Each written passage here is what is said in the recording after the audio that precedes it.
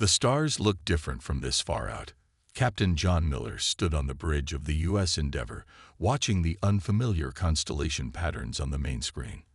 After 2 years of travel, the colony ship had reached its destination, a promising star system with multiple habitable planets, perfect for humanity's first major expansion beyond Earth's solar system. "Captain, we're picking up an artificial signal," said Lisa Wright, the ship's communications officer. Her fingers moved quickly across her console. "It's not one of ours." John's heart beat faster. First contact. Humanity had wondered for centuries if they were alone in the universe. Now they had their answer. "Can you respond?" "Send our standard greeting package," he ordered. Lisa nodded. "Transmitting now. Basic mathematical sequences, simple language primers, and peaceful intentions." The bridge crew waited in tense silence. 5,000 colonists slept in cryo chambers below decks, unaware that history was being made. "Sir, multiple ships approaching at high speed," reported Eric Jones, the sensor officer. His voice cracked with worry. 12 vessels, each about twice our size. "Maintain position." "Keep broadcasting our peaceful intentions," John said. He tugged at his uniform collar, suddenly feeling too tight. "Let's not make any moves they might see as threatening." The alien ships approached in perfect formation, sleek, purple-black vessels that reminded John of manta rays. They surrounded the Endeavour, keeping their distance but clearly positioning for something. "We're receiving a response," Lisa said excitedly. I think it's a language pattern. The computer is trying to decode it." A holographic display appeared above the center console, showing an alien being. It had 4 eyes set in a wide face, scaled skin, and what looked like breathing gills on its neck. The alien spoke, its words translated by the ship's eye, with a slight delay. "Unauthorized vessel, you have entered Xeraxian Imperial space. Identify your species and submit to immediate inspection." John stepped forward. "I am Captain John Miller of the Earth ship Endeavour. We come in peace, seeking only to establish a colony in this system. We were unaware this region was claimed by your people." The alien, a Xeraxian, made a gesture that might have been contempt. "Unknown species detected. Primitive technology assessment. Potential biological contamination risk." It turned to speak to someone off-screen, then faced forward again. "High Commander Vorzak has ordered your immediate removal." "Wait," John said quickly. "We're willing to leave this system if it belongs to your people. We can discuss." Scans show potential weapons capabilities. Threat assessment upgraded. The transmission cut off. Lisa's face went pale. "Captain, they're powering up weapons." "Raise shields. Prepare evasive maneuvers," John shouted. But the Endeavour was a colony ship, not a warship. Its shields were designed for cosmic radiation, not military-grade weapons.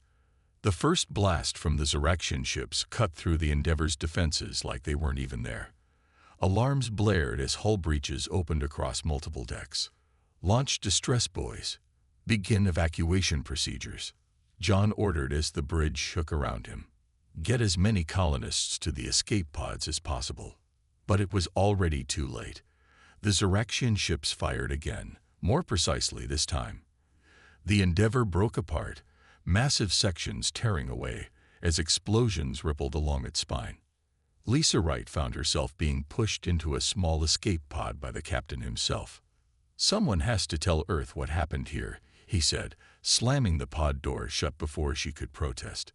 The pod ejected moments before the Endeavour's main reactor went critical.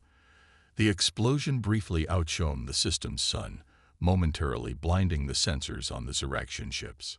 Tumbling through space, Lisa watched through tears as the Xeraxian vessels methodically destroyed the other escape pods. Only her pod, hidden in the explosion's aftermath, drifted away undetected. She was alone now, the sole survivor of humanity's first contact with an alien empire that saw them as nothing more than insects to be crushed.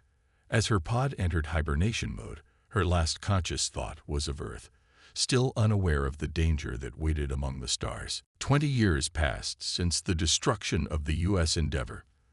Lisa Wright stood on the bridge of the U.S. Defiance, now wearing the uniform of a commander. Her hair had turned gray at the temples, and lines marked her face, but her eyes remained sharp and focused. "Admiral on deck," someone called. Everyone stood at attention as Admiral George Harding entered the bridge. He was a tall man with broad shoulders and a stern face that rarely smiled. "At ease," he said, walking to the main viewport. Outside, space was filled with warships, minus 150 of them, the largest fleet humanity had ever built. Each ship bristled with weapons and advanced technology that hadn't existed when the Endeavour was destroyed. "Commander Wright, status report," Harding ordered. Lisa stepped forward. "All ships report ready, Admiral. The fleet is prepared to jump on your command." Harding nodded, looking out at his fleet. 20 years. For 20 years, we've prepared for this moment. Lisa remembered drifting in space after the Endeavour's destruction. She had been rescued by a merchant ship belonging to the Caldari, a species forced to serve the Zeraxian Empire. The Caldari captain, a rebel named Thex, had helped her send a message back to Earth before helping her find a way home.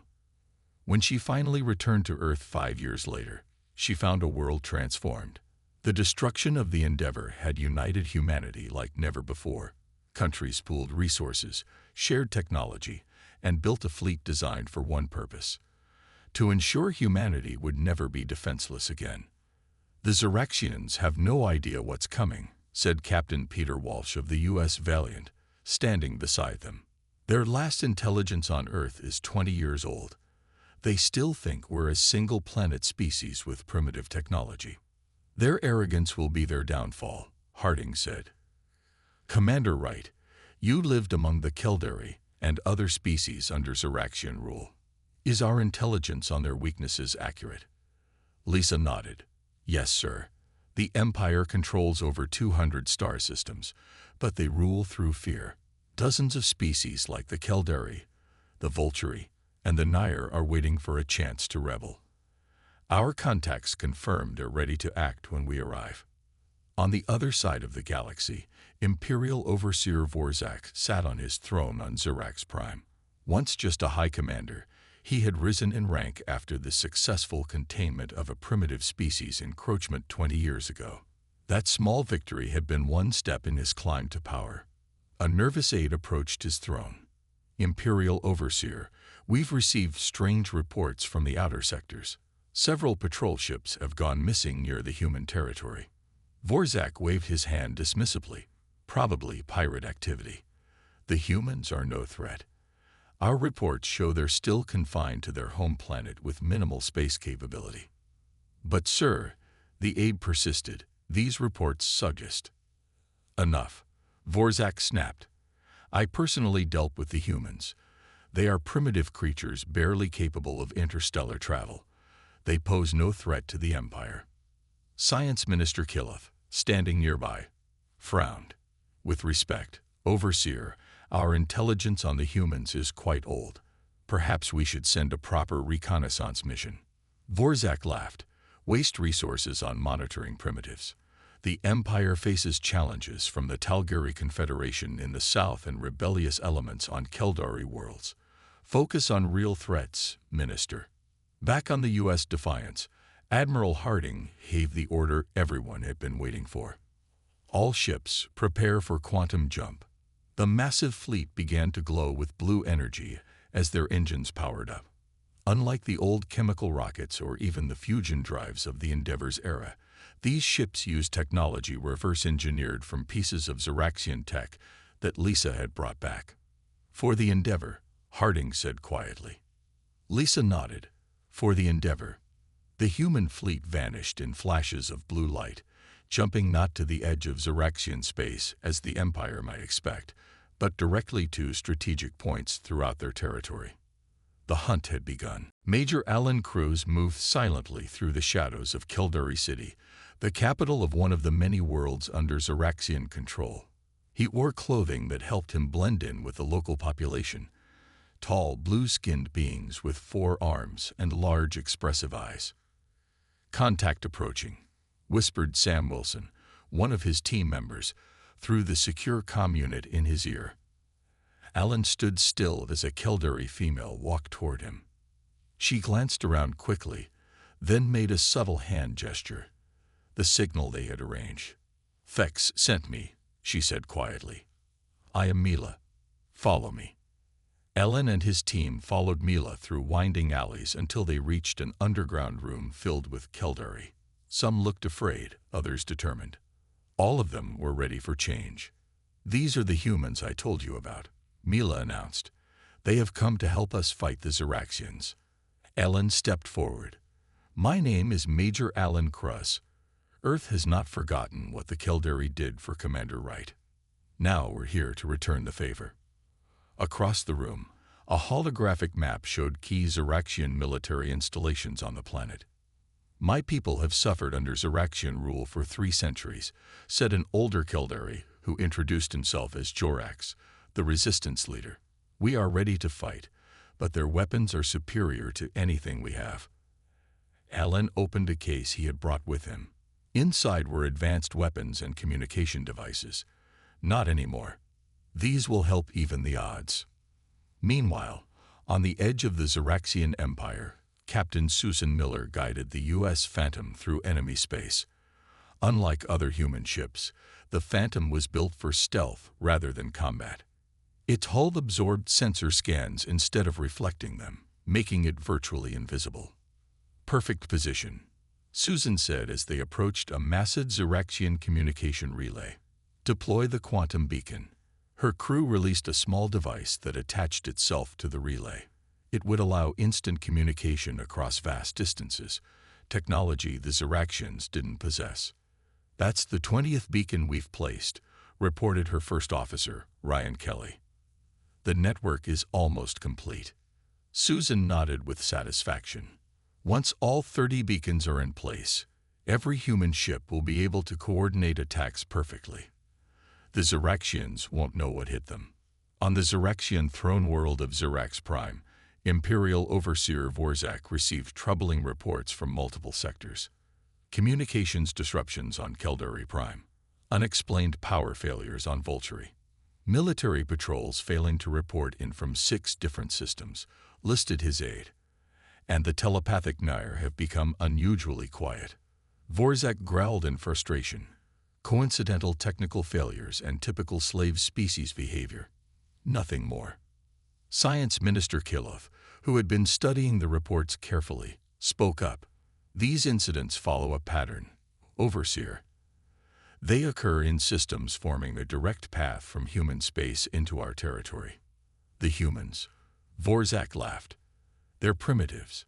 One ship wandered into our territory 20 years ago, and we destroyed it easily." "That is my point," Kilov insisted. "We have no current intelligence on human capabilities.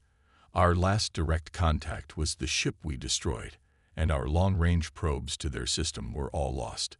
Lost due to their primitive defense systems or natural phenomena," Vorzak dismissed. Kilov shook his head. "Or captured for study. We should not underestimate unknown species." Vorzak stood, towering over the science minister. "The Empire has crushed 100 species more advanced than humans. Focus on the real threats, the Talgari and the internal rebellions." Throughout Zeraxian space, more human special forces teams made contact with oppressed species. The silicon-based Vulturi, experts in technology, began sabotaging Zeraxian systems from within. The telepathic Nair used their mental abilities to confuse Zeraxian commanders and gather intelligence. On the U.S. Defiance, Admiral Harding received reports from all teams. Major Cruz has established contact with resistance groups on 12 planets, Commander Wright informed him.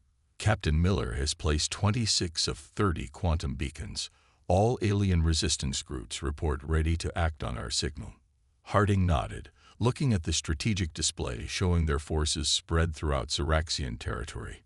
And the Zeraxians, still unaware of our presence, Lisa said with a small smile.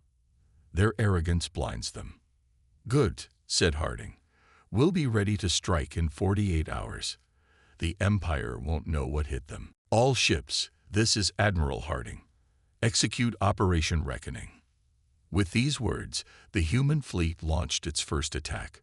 30 military outposts across Iraqian space came under simultaneous assault. Ships appeared from quantum jumps directly beside space stations and planetary defenses, their weapons already firing. Captain Frank Rivera stood on the bridge of the U.S. Intrepid as his ship dropped out of quantum jump near Corvus IV, home to the Empire's largest military academy. 3 other human ships joined them, their weapons targeting the defense satellites surrounding the planet. "All weapons, fire as planned," Frank ordered. "Launch fighters." The Intrepid shook slightly as its main cannons fired, destroying 2 Zyraxian defense platforms before they could respond. Smaller ships launched from its bays, heading toward the planet's surface. On the main Zyraxian space station orbiting Corvus IV, Commander Drizak stared in disbelief at his monitors. "Impossible. Where did they come from? Sound the alarm. Launch all fighters." But the Zyraxian response came too late. Human weapons, designed using technology reverse-engineered from the wreckage Lisa Wright had brought back years ago, cut through their shields like they weren't even there. "Ground teams reporting success," Frank's communications officer announced. "Major Cruz and the Keldari resistance have captured the main academy. They're freeing the slaves now." Below on the planet's surface, Alan Cruz led a mixed force of human special forces and Keldari fighters through the halls of the Imperial Academy. Unlike the Zyraxians, who relied on brute force and numbers, the humans fought with precision and advanced tactics. "This way to the prison blocks," said a Keldari resistance fighter. "The Zyraxians keep thousands of our people here, along with Vulturi engineers they forced to work on their weapons." Alan nodded. "Team Alpha, secure the command center. Team Bravo, with me to free the prisoners." They moved quickly through the facility, facing only scattered resistance. Most of the Zyraxian officers had never fought in real combat, used to simply giving orders to subordinates. Across Zyraxian space, similar scenes played out. Human ships appeared without warning, striking critical targets with overwhelming force before the Empire could respond. The quantum beacon network allowed the humans to coordinate perfectly, while Zyraxian commanders struggled to communicate through conventional channels that were now being jammed or intercepted. On Zyrax Prime, Imperial Overseer Vorzak stared in disbelief at the emergency reports flooding in from across the Empire. 30 simultaneous attacks. "How is this possible?" he roared. "Who are these humans?" Science Minister Kiloff stepped forward, his expression grim. "I warned you, Overseer. We underestimated them. The reports show their technology rivals, or even exceeds our own in many areas." "Impossible." Vorzak slammed his fist on his throne. "They were primitives just 20 years ago. Perhaps destroying their ship was the worst mistake we could have made," Kiloff said quietly. "It appears to have united and motivated them in ways we never anticipated." Vorzak stood, towering over his advisors. "Mobilize the Imperial fleet.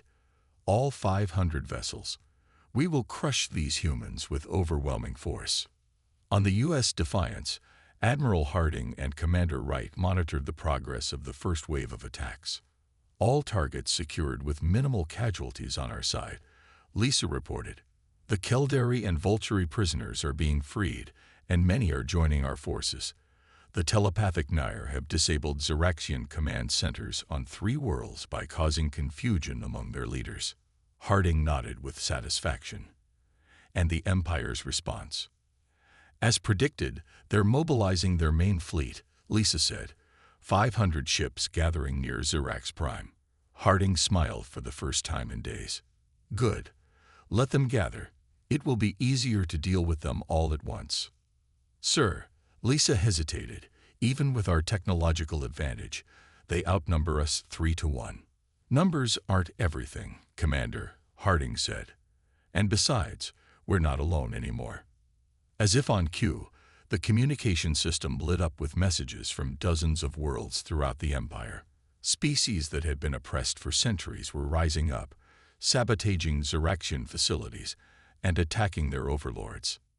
The Empire had awakened a sleeping giant in humanity, and now it was too late to stop what was coming. 3 days into the human offensive, the Zeraxian Empire began to crack from within. On the desert world of Nirtal, the telepathic Nair species gathered in their underground temples, combining their mental powers to reach across space and target Zeraxian fleet commanders. Admiral Vex, leading a squadron of 40 Zeraxian warships to crush a human attack force, suddenly clutched his head in pain. Around him, other bridge officers did the same. Enemy ships, everywhere, he gasped, seeing phantom human vessels that weren't really there. Fire all weapons. His confused crew followed orders, firing into empty space, while the real human ships flanked them unnoticed. "Sir, we're shooting at nothing," his second-in-command said, one of the few not affected by the Nair's mental assault. But it was too late.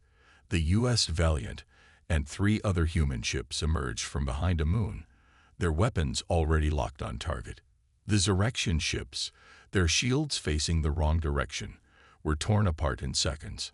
On the rocky world of Vol Prime, the silicon-based Vulturi, long forced to build technology for their Zeraxian masters, activated hidden programs in the Empire's defense networks.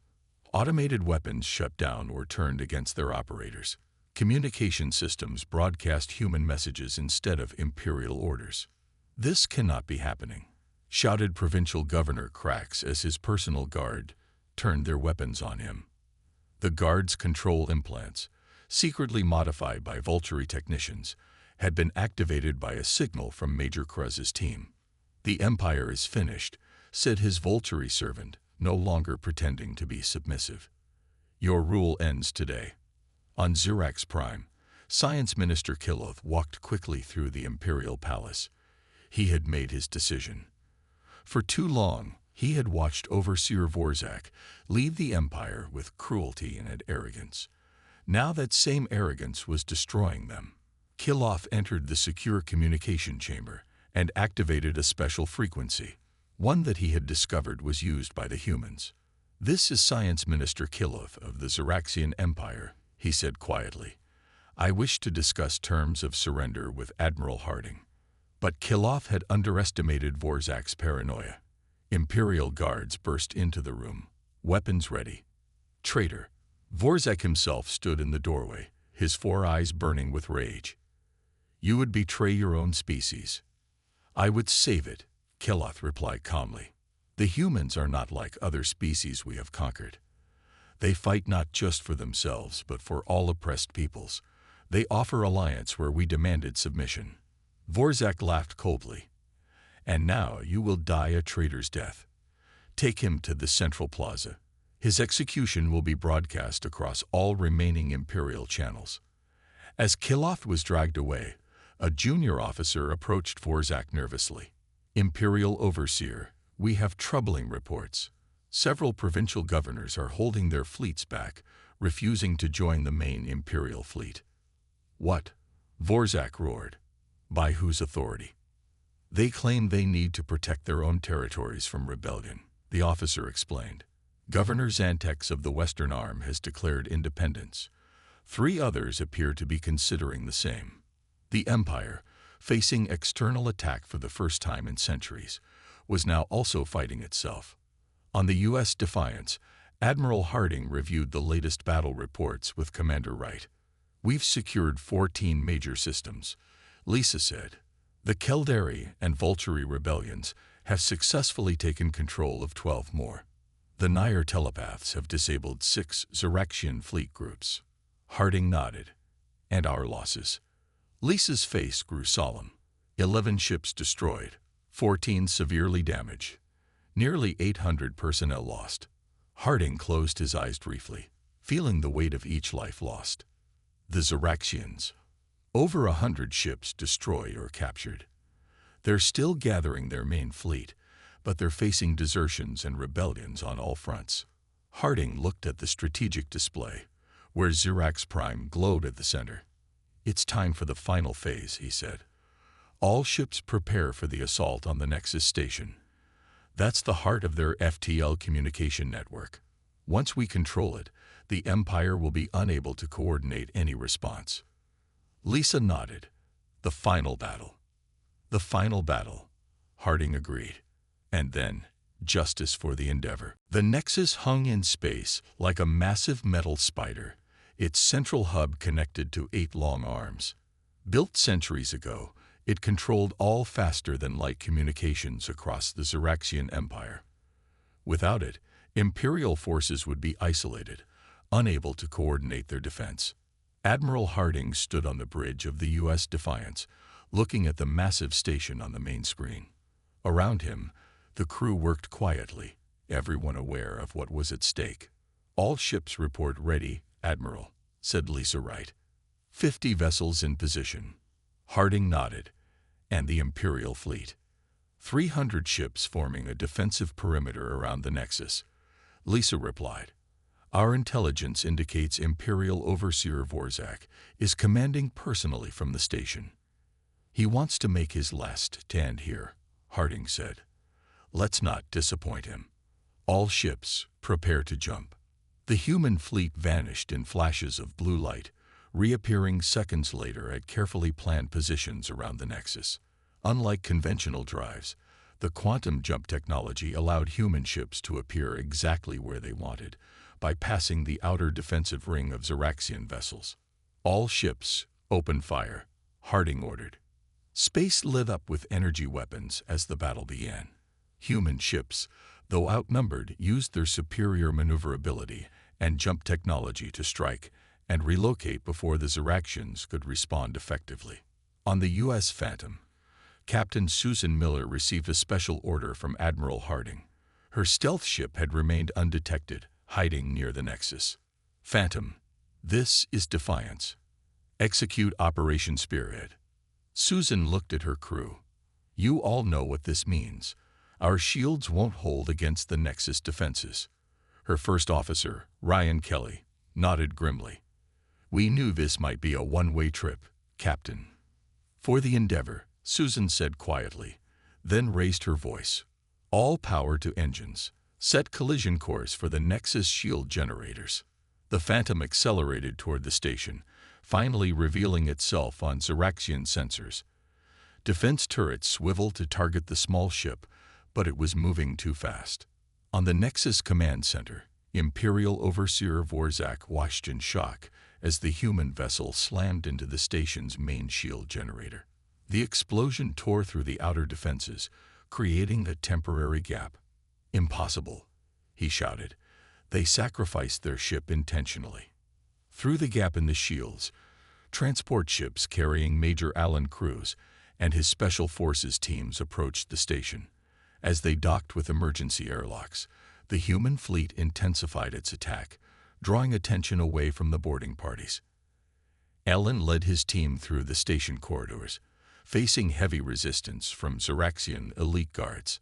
Unlike their previous missions, these enemies were the best the Empire had to offer. "Push forward," Alan shouted as plasma fire filled the hallway. "We need to reach the control center." Slowly, fighting room by room, the human forces advanced deeper into the station. The Xeraxian defenders fought desperately, knowing that losing the Nexus would mean the end of their empire. On the U.S. Defiance, Admiral Harding watched as more of his ships were hit by Xeraxian weapons. The Intrepid exploded after taking multiple direct hits, and the Valiant's engines were disabled, leaving it vulnerable. "We're taking heavy losses," Lisa reported, her face grim. "Hold position," Harding ordered. "Major Cruz needs more time." After an hour of brutal fighting, Alan's team finally reached the doors to the central control room. Half his soldiers were dead or wounded, but they had made it. "Breach charges," he ordered. Explosives were placed on the massive doors. "Fire in the hole." The explosion tore the doors open, and Alan led the charge into the control center. There, surrounded by his guards, stood Imperial Overseer Vorzak, his 4 eyes blazing with hatred. "So," Vorzak said, "the primitives have come to face me directly." "It's over," Alan replied, his weapon aimed at Vorzak. Your empire is falling. Surrender now. Vorzak laughed, a harsh sound without humor. You think you understand what you've done. You think this is about conquest. There are things beyond the galaxy that you cannot comprehend, human. Things that only a unified empire could face. Alan hesitated, confused by Vorzak's words. What are you talking about? We were like you once, Vorzak said softly. Until they came. 3 months after the battle at the Nexus, representatives from 27 species gathered in what was once the Ziraxian throne room. The massive chamber had been transformed, the imperial symbols replaced with a simple circular table where all could sit as equals. Admiral George Harding entered alongside Commander Lisa Wright. Both wore formal uniforms, but without weapons, a sign of the peace they hoped to build. Strange to be here without fighting, Lisa commented, looking around at the delegates. Blue-skinned Keldari sat beside silicon-based Volturi, while telepathic Nair floated slightly above their chairs. Even some Ziraxians were present, those who had opposed Vorzak's rule. Peace is harder than war, Harding replied, but more important. When all were seated, Harding stood to address the gathering. 20 years ago, the Ziraxian Empire destroyed a human colony ship without provocation. We came seeking justice, but we found something more. A galaxy of species suffering under imperial rule. Today we begin something new. Lisa activated a holographic display showing a document titled The Galactic Coalition Charter. This is not a new empire, Harding continued. Each world will govern itself. But together, we will defend each other, trade with each other, and learn from each other. One by one, representatives approached to sign the charter. Some had fought alongside humans, others had simply seized the opportunity to claim freedom when the empire began to fall. A few former imperial worlds joined too, their populations tired of endless war. In a secure room deep beneath the former palace, Major Alan Kruz sat across from Imperial Overseer Vorzak, now a prisoner. Despite his defeat, Vorzak maintained his dignity. You still don't understand what you've done, Vorzak said. The Void Collective is real. They come from beyond the galaxy, consuming everything in their path. My ancestors faced them centuries ago. We became conquerors because we had to. Only through unity could we prepare. Alan studied the fallen leader. If what you say is true, why didn't you seek allies instead of slaves? You could have united the galaxy willingly. Vorzak looked away. We tried, at first. But fear proved more efficient than friendship. After generations, we forgot there was another way. If this threat is real, Alan said, we'll face it together, as equals, not masters and slaves. Later, on the observation deck of the renamed Unity Station, formerly the Nexus, Admiral Harding and Commander Wright watched ships from dozens of species working together to build new defensive platforms. Was it worth it? Lisa asked quietly. All the lives lost. Harding didn't answer immediately. I ask myself that every night. But look out there, worlds free for the first time in centuries. A chance for something better. Lisa handed him a datapad. New reports from our long-range scouts. Unusual energy readings at the edge of charted space. Could be nothing, but... Or it could be what Vorzak warned about. Harding finished. Do you believe him? Lisa asked. I believe we should be prepared, Harding answered. Humanity came to this part of the galaxy seeking new horizons, but found a greater purpose, not just to survive, but to help forge something that might protect all life from whatever waits in the darkness between stars. Outside the viewport, a massive fleet gathered, human ships alongside vessels from formerly subjugated species, united by choice rather than force. Where the Ziraxian Empire had ruled through fear, the coalition would stand through cooperation. The Ziraxian Empire realized too late that we weren't just another species to conquer, Lisa said, watching the fleet. We were the catalyst that would transform the galaxy. Harding nodded. And if Vorzak is right about what's coming, the real test still lies ahead. In the darkness beyond the galaxy's edge, something ancient and patient began to stir, sensing the changes in the patterns of energy and life. The game had changed. New players had entered. The Void Collective would need to adapt its plans. The end of the Xeraxian Empire was just the beginning of a much larger story.